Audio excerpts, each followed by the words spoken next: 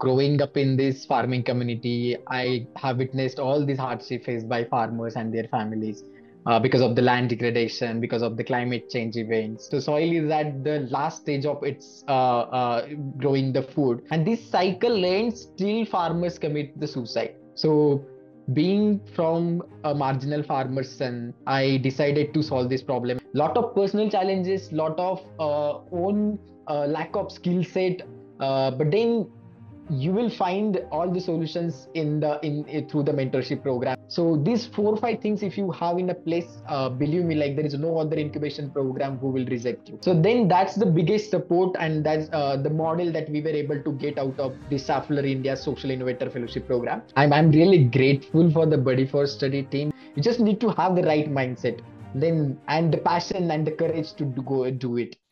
Hi, everyone, and welcome to yet another very special episode of our podcast series, BuddyTalks. I am Salma Rehman. Land is a vital resource to humankind, like air and water.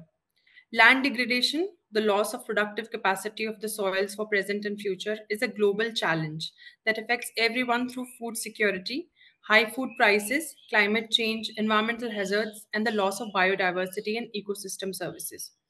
This is happening at an alarming pace. Globally, about 25% of total land area across the globe has been degraded.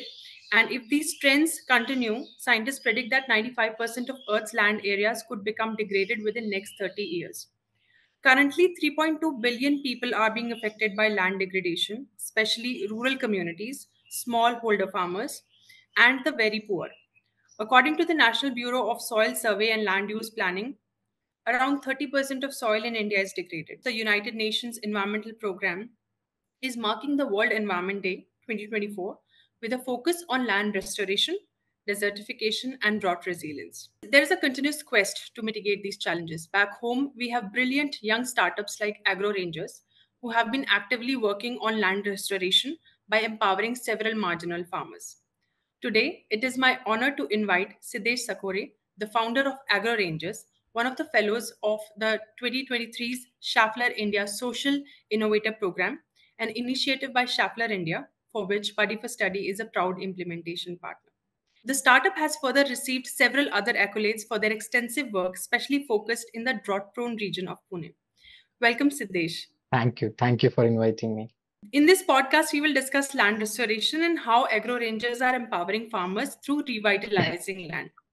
Drawing from Siddesh's experience, we will explore the challenges and opportunities associated with running sustainability-focused startups, which I believe will be immensely helpful for aspiring social entrepreneurs. So, Siddesh, can you briefly talk about your background, a little bit about your family, and then from there, you can talk about what was the inspiration behind founding Agro Rangers? Yeah, I came from a village called Kendur, which is 60 kilometers far from Pune. It's a drought village. I go born and brought up there. And then my father always wanted me to be an engineer, so I completed my mechanical engineering. And growing up in this farming community, I have witnessed all these hardship faced by farmers and their families because of the land degradation, because of the climate change events. It was a quite struggleful journey for me to complete my education, but it was also exciting that what I do for the community through the Agro Rangers. I was doing one internship program after my engineering, and I got a chance to taste the soil of farmers and of my village and 10 more villages, and in which I realized that 90% of our farmer soil has been degraded, and the average organic carbon content in this soil is less than 0.5%. So carbon content in the soil is very important for the food production because it improves it majorly known as your soil fertility, and that is very crucial part for the farmers. And when it actually ideally it's supposed to be 3% to have the sustainable food production. And when I saw this result, I realized that the why farmers community are suffering a lot. Because growing up in this farming community, I could see the most of the children of the farmers really don't get those opportunities for the higher education studies, or farmers are not able to afford the good healthcare facility. And this all root cause is they don't have the less income from the farming. The reason for that less income from the farming is all belong to the land, because their land is degraded, which is not enough getting the enough food production. Being from a marginal farmer's son, I decided to solve this problem. I became so passionate to solve this problem. And after engineering and my completing my internship, I decided to start Agro Rangers and to work on these challenges. So how I can improve the soil quality of the farmland and also enhance the livelihood of the small and marginal farmers. So that's how the Agro Rangers born, with the personal story that have been faced during since my childhood, and the problem that I faced during my internship. So, when you talk about soil degradation, can you very briefly tell us what exactly happens when the soil degrades? So farmers have a belief that if they will add lot of chemical fertilizers and pesticides, they will get more yield and more income. But by using these excessive fertilizers and pesticides, we have degraded our soil quality since like last 20-30 years. And when we degrade our soil quality, then our soil needs more chemical inputs to grow the food. So any food that is been growing, either it is a fruit, cereals, pulses, millet, vegetable, it requires some soil nutrient. And adding those chemical fertilizers into the land, that breaks the natural cycle of the microbiology that brings those nutrients for the crops. And these chemical fertilizers have degraded this soil quality so badly that this soil, if we continue these farming practices in next 15 to 20 years, farmers will not able to grow anything on this lot.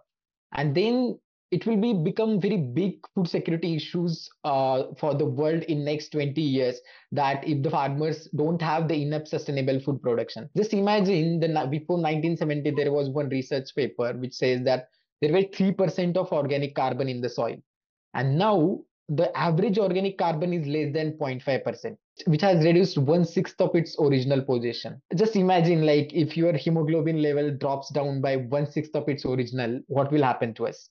And that's what happening to the soil. So soil is at the last stage of its growing the food.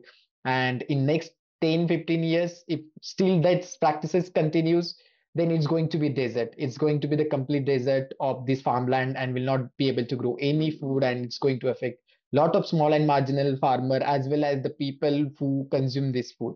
So how do you see the challenges multiply? I mean, already these farming practices are going on. There's not enough water. How do you see these challenges multiplying there? Can you share some anecdotes, some stories from during the time when you did research, during when you met farmers? What did they have to share? Sure. So when I started Agro Rangers, like I really wanted to work with on my farmland, and I went to my father, and asked his to give his land, like small piece of land where I can work and I can solve this problem. And he was got upset with me, like, if you wanted to do the farming, then why you did engineering?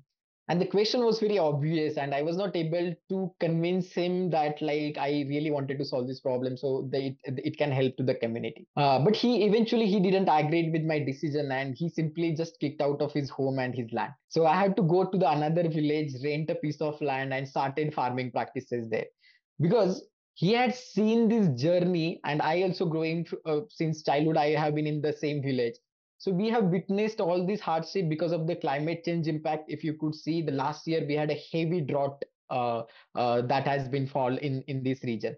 The 1 year before that, we had a heavy rainfall in this year. So all these issues making huge crop losses, and then the farmer suffers a lot. And what happens particularly in drought region, like we have the seasonable rain, and in the during the monsoon season, we grow the crops. So farmer thinks if we'll add more chemical fertilizers during that period, we will get more yield. And that's the something I feel the chemical companies have been marketed in a such a way, and they are manipulating the farmers to use those excessive chemicals. But by using these chemicals, again, the soil has been degraded, and then farmers getting less production. This is like the vicious cycle of the farmers. Like they add chemical fertilizers their land by expecting they will get more yield, then their lands get degraded. This degraded soil again produces low quality of food, then they get less income from the farming. Again, this degraded land requires more input of more chemical inputs, so they have to again take more depths to add more chemical fertilizers, and this cycle ends till farmers commit the suicide. If you talk about the idea of what you are working on, how what kind of solutions you are providing, what are exactly regenerative agroforestry practices, and how can they contribute towards land restoration and resilience in a drought-prone region like Pune?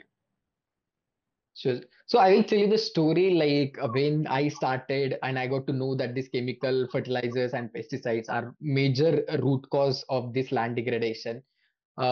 Ultimately, I naturally I came up with the practices which are chemical free. So when we call it as a organic farming practices. So my first hypothesis was like the farmers really not known about the organic farming practices. So the piece I was rented on the farmer in that another village. I started doing the organic farming practices there, and I started training farmers into it. But then eventually I realized that I have been trained 200 and 300 farmers, but the farmers are not adopting these farming practices.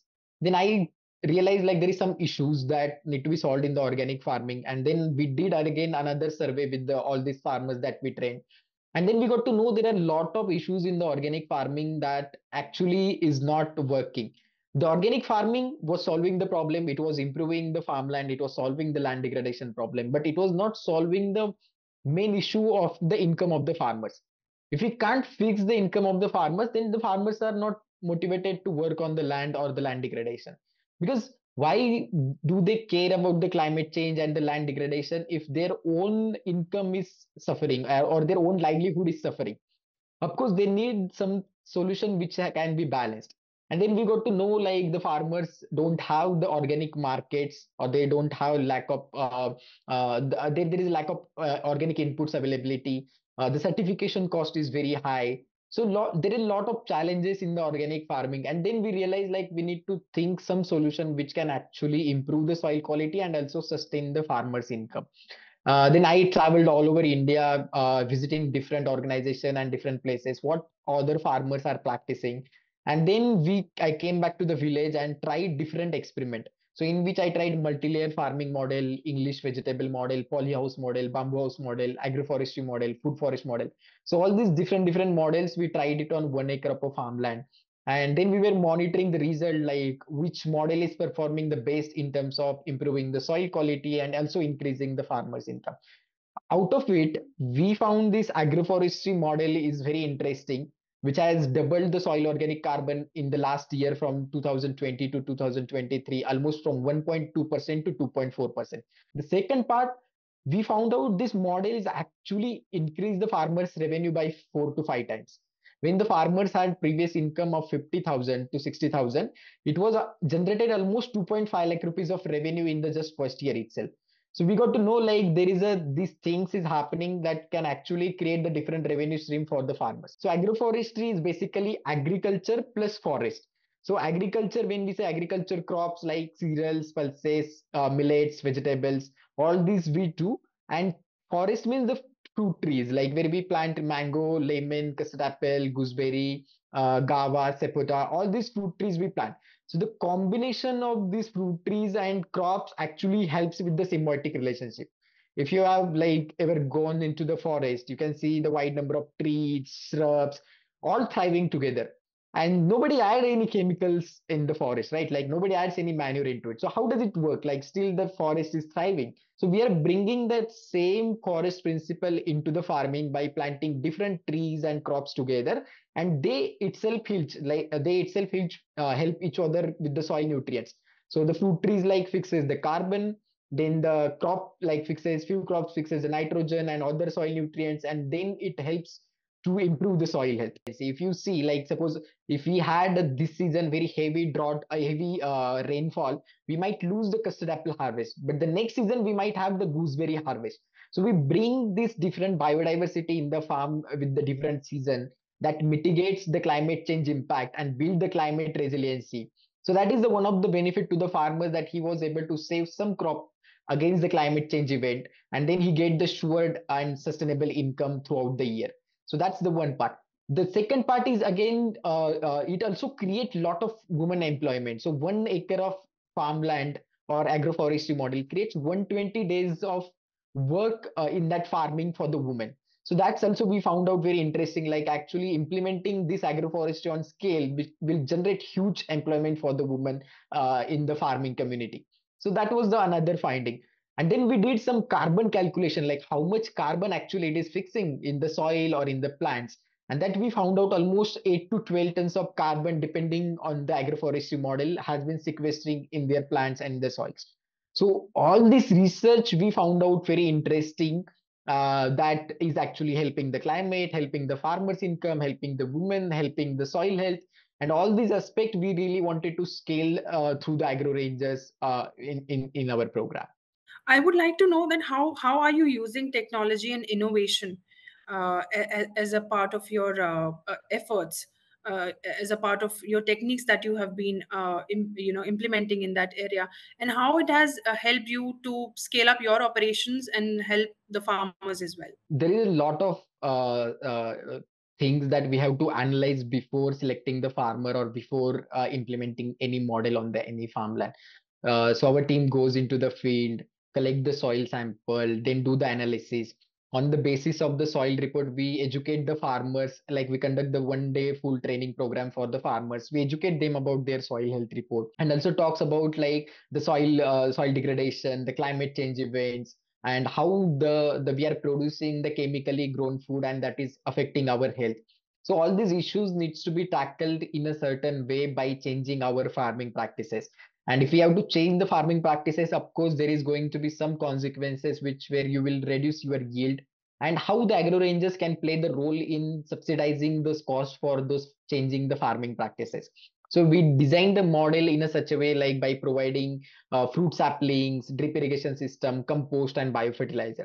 So when we do the soil health and study the local climatic zones and soil type and water assessment, we actually customize the agroforestry model for the farmers, like what kind of the trees can be planted on that farmland, how the drip irrigation system can be installed, and the quantity of the compost is required for the soil nutrient, and the biofertilizer on the basis of the crops growth and the trees growth.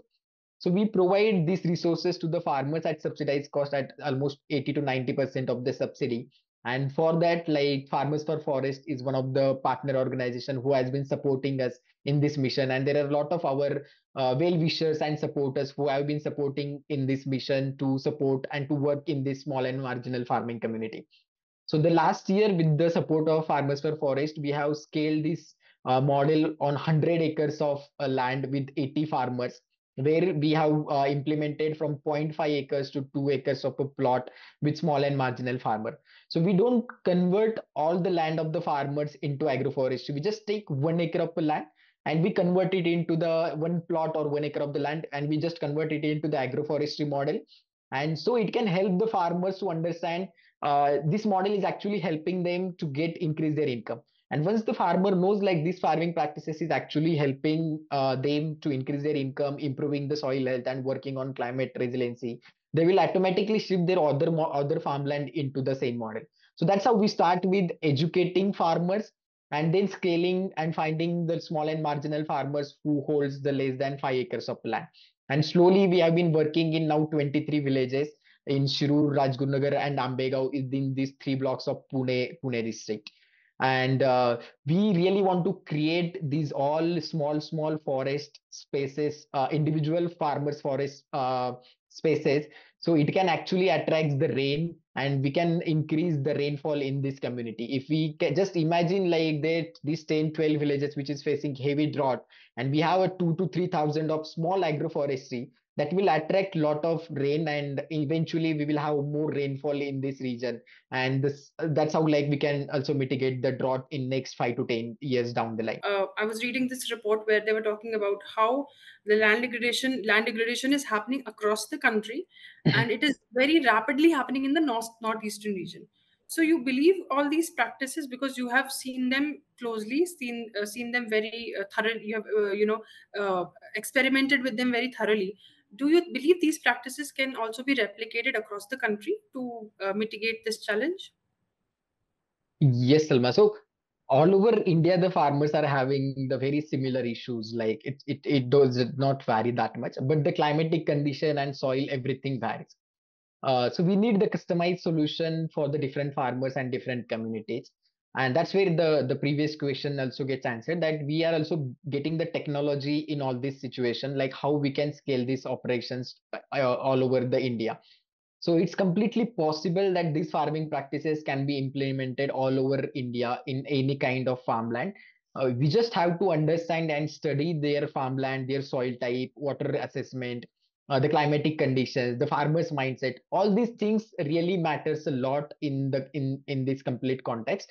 And then we can implement these agroforestry models with the help of the tech, and we can scale all over India. And that's the vision that Agro Rangers is carrying. The way you thought of building up this startup and helping people, I'm sure there are other people across the country, other students across the country who are still studying, who are kind of thinking of moving into the idea of startup, especially sustainability startup. Please tell us, can you share us with us what was the biggest challenge when you thought of starting Agro Rangers? What was the biggest challenge that you faced, and during when you started building it up? What were the main obstacles that came across, and how did you overcome them? When I started this work in 2018, and first I had a belief that the composting can solve this problem, because I was working on the land degradation. And when I was doing the engineering, like that internship program, at the same time I was started working on the solution part of it, but I never thought what are the root causes of it that time. So I was developed the composting solution which can convert the kitchen waste into compost, and that compost can bring back to the farmer so that the soil quality can be improved.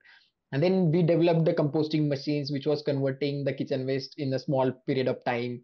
And then there was a time like it needs these solutions need to go to the market. And then I started my startup in 2018-19. Within the 3 months of time, I literally failed to run that startup. And I will tell you the why that I was not able to run it successfully. Uh, there was lack of entrepreneurship skills. Like when we, as a children of farmers, or when we as a new students, or the first generation entrepreneurs basically come into the market and really wanted to work on some social problems or some challenges or some businesses, we really don't know how to run any company, or we don't know how to run any organization. Because when you want to run any company or any organization, there is a lot of skills that we need to have, like the team management, the finance management, the marketing skill, the communication skill, the public speaking, networking. All these skills are very important. And when me and my colleague Jaydeep, like who is also co-founder at Agro Rangers, we sit together and did the analysis, like what are the reasons that our startup got failed. And there was a lot of entrepreneurship skill, and then we started finding out like where I can actually get those skills at training. And there were a lot of MBA colleges which was not affordable at all. But eventually I found out very interesting organization which name is Kanthari, and they run this program to train social entrepreneurs who want to solve the social problems or the social challenges. And this is the very interesting organization founded by Sabriye Tenberken. She's a German lady and running this program in India, in Kerala, in Trivandrum. They have this campus. And they have the 7 months of presidential program to train social entrepreneurs in organization management skill. And luckily, I got the scholarship for that program. I went there, I studied all the skill set, and I realized that I'm working on the solution, not on the root causes. And then I decided to quit that startup program and started Agro Rangers to educate the farmers on and started working on the root causes to not use any chemical fertilizers anymore on the farmland. So if the challenges when I started Agro Rangers, there were a lot of to bring the sustainability of the organization, because when the first generation of entrepreneurs come into the market, their own financial sustainability is very, very difficult. So that they need to take care of, like how they can do it. The second, they have a lot of resistance from their family and from their community. So shifting from that place, I found out is easy. Like if you go to the another community and work there, because then you don't have any hesitation, or you don't have known people who can oppose you. So that's something I found out, like changing the village actually helped me to learn the things. There are a lot of times we felt that now I have to close everything, like we have to shut everything and we have to just move on. But the people comes in the picture, they will educate you, they will provide you the right mentorship, right financial support, and then you grow your team, you grow the organization, you expand your work, and create more impact with the farming community. You talked about the idea of finance, which obviously is a big challenge. So how did you go about initially, funding your startup, initially, raising funds, because it's a very crucial aspect of a startup, because without money you are helpless, you can't go about doing things you want to do. So how did you go about that? It's very interesting about the like the finance journey or the fundraising journey. Up in farming community, I really didn't had any financial support from my families or my friends or my relatives. All of the friends were doing the job; they were also struggling. There were more people who were emotionally supportive, but the finance is something that you have to figure it out. And when I talked about the initiative, I got few people who really believed in me and who really believed in the mission of the Agro Rangers, and they supported with small financial contribution. But the major help we got from the incubation program, because there is a lot of incubation centers in all over India in non-profit and for-profit sector, where they will give you the some small seed fund, and with that seed fund you can prove your model, you can have the proof of concept, and you can create some impact, and on the basis of that impact then you can get the bigger grants. So that the first incubation center really helped us in Unlimited India. Then we had a Nudge Institute. Then we had a IM Bangalore's NSRCL department support. And recently also through the Schaeffler program, we got the support from IM Ahmedabad. So all this incubation program will curate your journey, will bring the narrative story of the organization, and they will find out the gaps in the organization where the startup is actually struggling, and those gaps they will mentor you, they will provide you the industry expert mentors who will actually guide you in like how these things can be built. Suppose I will tell you like when we started, I really had the communication issue. I was not able to articulate the impact that we are creating in the community. So I got the communication person who mentored me that how I can effectively communicate the impact. Then we had some financial management issues, like was not able to keep to update with the financial compliances or the taxation or the TDS, and all these systems are very difficult to understand. So we need someone like who can cope up with us. We can actually guide one step by step and how this auditing, accounting, and all these processes can done. And this incubation program really helped. Even I am Ahmedabad with through the Schaeffler Innovator Fellowship program. They helped us to get the mentor. We really wanted to make the Agro Rangers as a sustainable organization, because if we are not a sustainable, how we are going to bring that sustainability to the farmers? So then we worked on the model, which is actually we started working on, and we have done few pilots, which is supporting us in this journey. So if you know like which kind of the problem that you are trying to solve, there is always people at the second end who are ready to invest in you and ready to support you with the mentorship, with the financial support. A lot of us who will be watching must also be wondering that how do you go about applying to these programs, how can you get into these programs, what is the process, and is there any particular preparation that you have to do if you have to get into these programs? So when this incubation programs seek for the application, there will be some writing application that we have to submit some questions, answer to these few questions. And the most important part, I feel like how important is the problem and like how it can create the impact in the community if that problem is get solved. So the solution you can have in the first phase, you can developing the prototypes, you can developing or finalizing the customer for your problem that you are trying to solve. But the problem is very much important, that you are or the community or the beneficiary or the customers that you are working with, and for whom and for why, and the supportive data for it very much required. So if you can learn and in the application writing, and if you write these answers to all these questions, and if you read it by your own self, and if you are able to understand all these answers effectively, then you give it to somebody else like who can read those answers and understand like what exactly you are doing. So before submitting this application, I suggest to revise it throughout the different experts or the people who has already been to that program. They will help you out to understand like how this program has been and how that what they are looking forward into the program, or what kind of the answers is right, or like how they can bring that story in those answers. So the application writing is the first process where you really have to focus, because once you get selected in the your application is getting selected, then you have a more chances to get into the final interview as well. So then the second round will be the interview, that how effectively you are able to communicate that the problem that you are trying to solve, what is the solution that you have been doing, how it's going to be sustainable, how it's going to be scalable, how it is unique and innovative. So majorly the incubation program looks for 3 to 4 things. That is it innovative? Is it the problem worth to solve? Is it sustainable? Is it scalable? So these are, and how effective you have the team. So these 4 or 5 things, if you have in a place, believe me, like there is no other incubation program who will reject you, and that's need to be come out of through your application. And then you will, the last round will be the pitch deck. Like you will have to present your work in a 5 minutes of a pitch to the different jury, and then you will have the Q&A.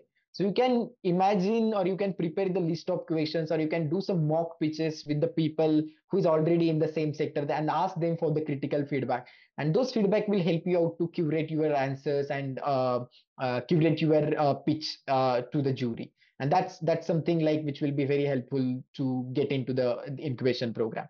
And all over India, like they will be publishing online or social media, you will get to know where these applications are getting screened.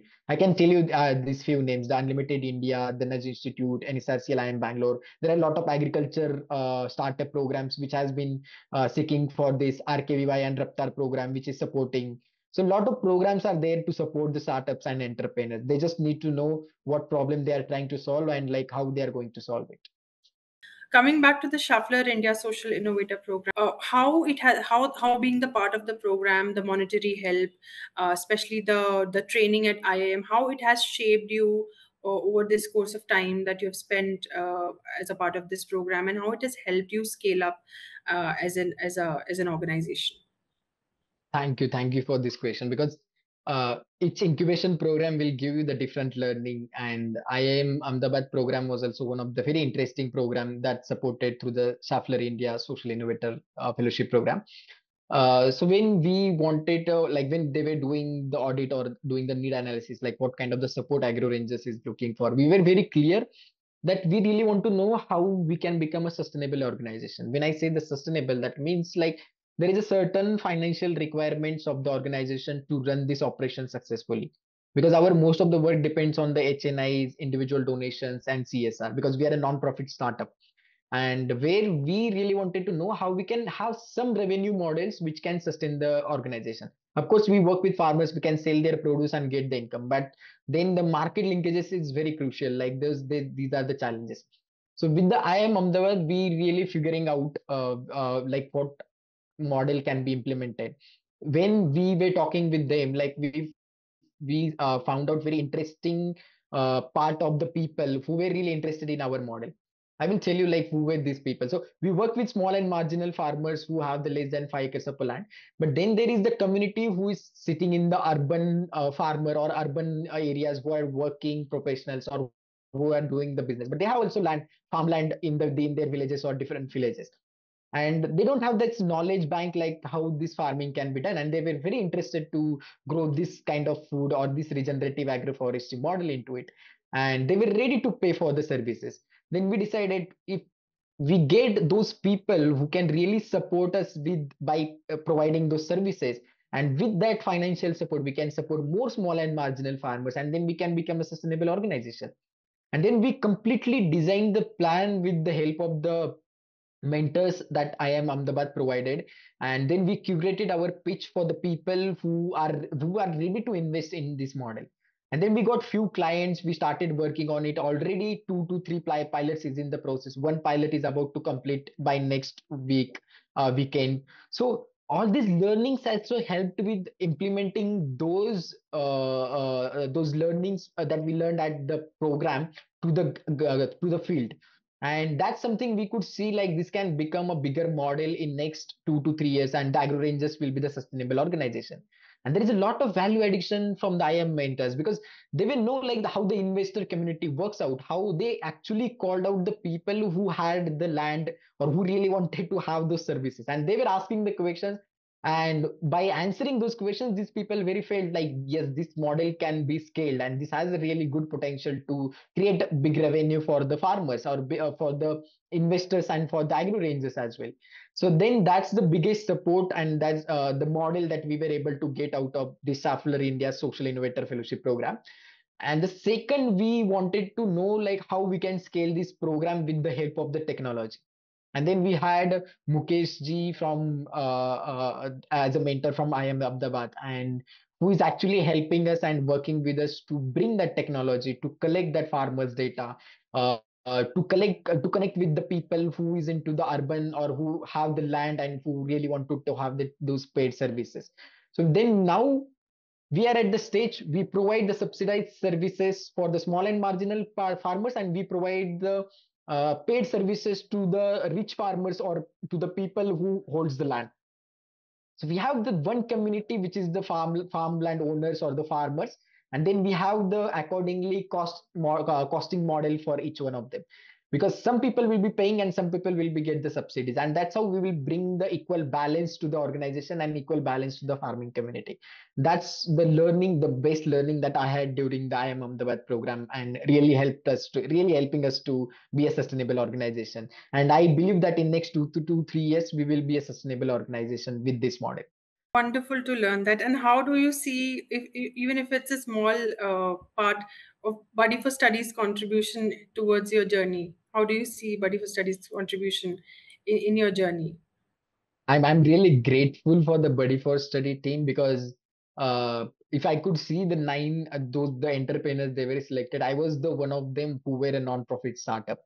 And I feel happy because they were able to, the team of the Buddy4Study were able to connect to the my vision and my vision, and they really understood like why this work is so important into it, because we get very few people who really understand this kind of the work and the support that really the grassroots entrepreneurs looking forward.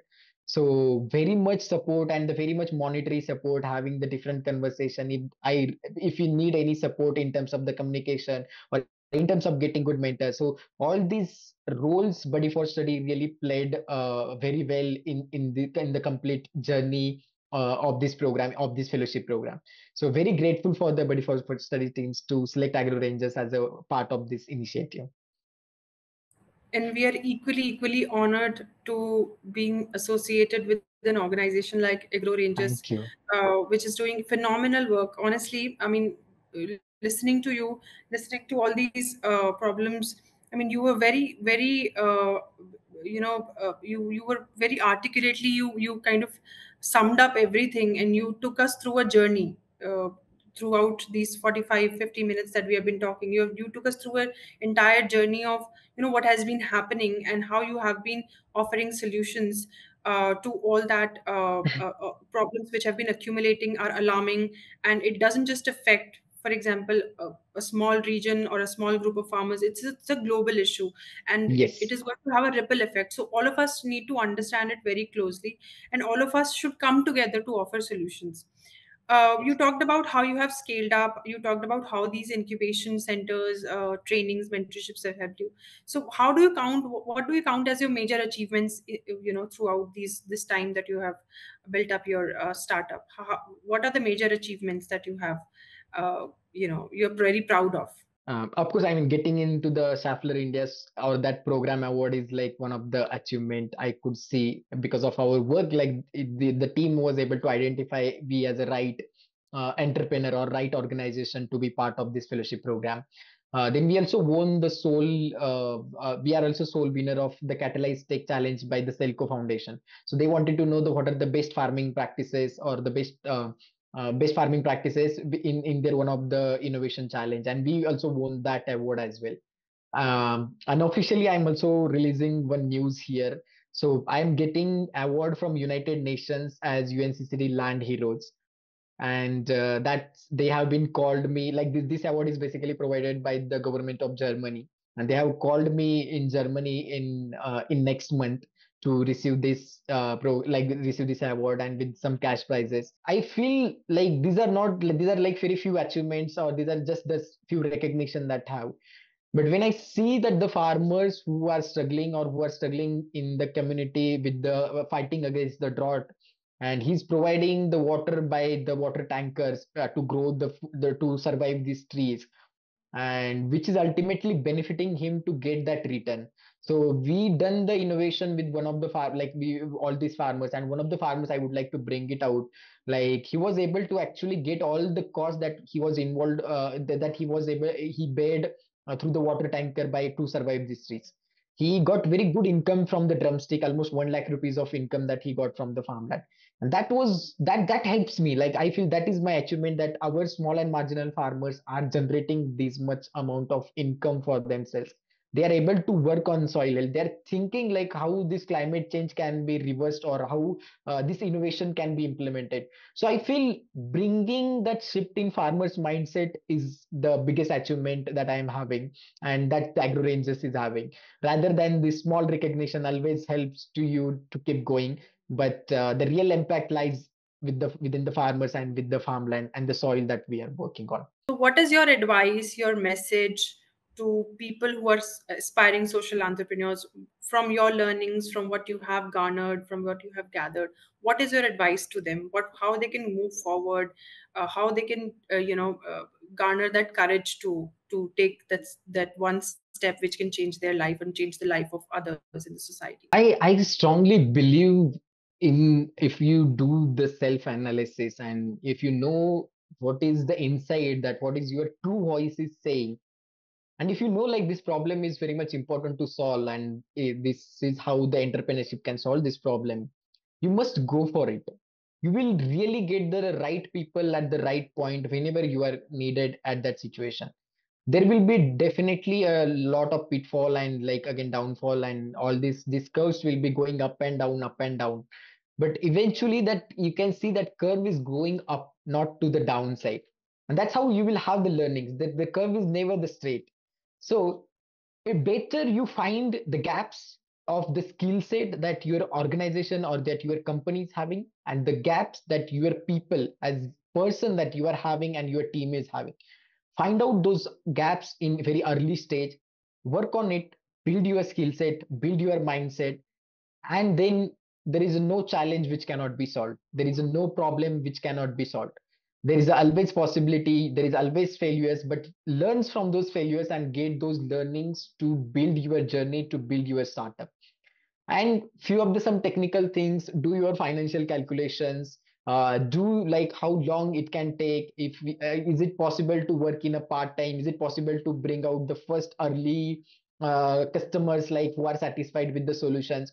So those are the technical solutions. Once you feel the confidence into it, yeah, this solution can bring back to the community and can be developed as a big startup, then go for it. So balancing the personal inner like personal challenges, and with this the problem that organization is you having, somehow you will realize like which side you are going. And once you get the first customers like who is happy with your solution, or the first people who is happy with your solution, you will feel to know like you will know like how you can go for it, how you will be doing it. You just need to have that learning mindset that this time will pass and you will learn this skill set and you will get the right resources to build your startup. You just need to have the right mindset, then, and the passion and the courage to go do it. Technicality, there is a lot of technicality, communication, marketing, networking, that eventually you will build with the journey. That will not come in a 1 day or 2 day. That's not it's supposed to be, you learn.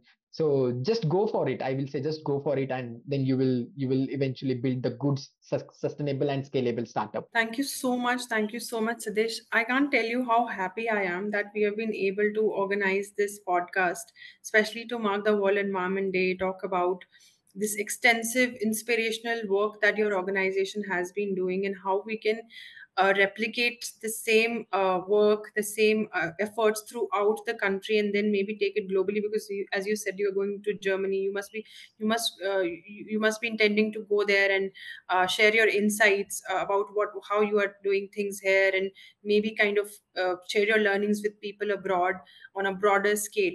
And these I think this is the kind of effort we need. This is the kind of integration of efforts that we need to learn from each other.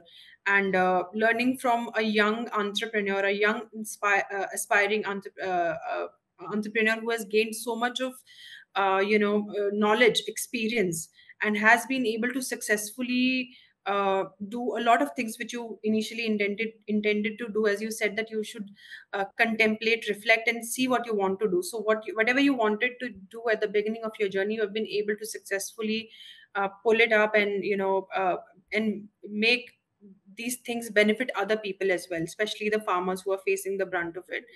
And I don't think it gives anybody more satisfaction than seeing your baby grow as your organization has Yes. grown, and create ripples, impact people on such a wider scale.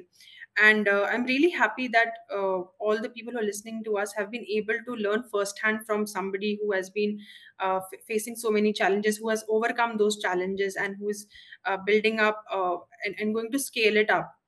Yes. I'm pretty sure you're going to scale it up to many folds, and you'll receive many recognitions, and you'll be able to impact many more people in the upcoming years. And we would like to kind of have this connection, take this connection further. If we can kind of organize small mentorship or small workshop for aspiring entrepreneurs, maybe later, and we can connect with the stories, with the anecdotes you have, with the experiences you have. But today I would really like to thank you that you have come on board, you have taken out this time. I know you are a very busy person, you've been traveling this week, but you have taken out that time to talk to us, and talk to us in so much detail, and leave us with so brilliant experiences that can help a lot of aspiring social entrepreneurs who are watching us today. Thank you so much, Siddesh. Thank you so much for your insights. And we'll be back with another episode of our podcast. We'll be back with another inspiring story. Till then, take care, and have an amazing day.